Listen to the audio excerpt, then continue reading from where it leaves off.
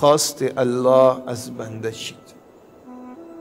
یعنی خلاصه بگم شماروار تمرین از استقبال از رمضان چگونه باشه؟ اولین تمرین را بنده باید از کجا آغاز بکنه؟ ببین وقت من خیلی کم هست، حرف ها را دقیق بشنوین. آنهایی که حضور فیزیکی پیش من داره یا مادرانی که صدا را از بلندگو میشنون، لحظه ای از کار خانه بیکار شود، به سودشان به منفعتشان حرف زده میشه.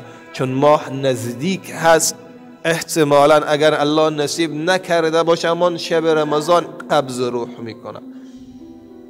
نیت مهم هست. اگر از حالا نیت بکنی ولو که رمضان نرسه، الله مطابق نیتت برات اجر و پاداش نصیب میکنه.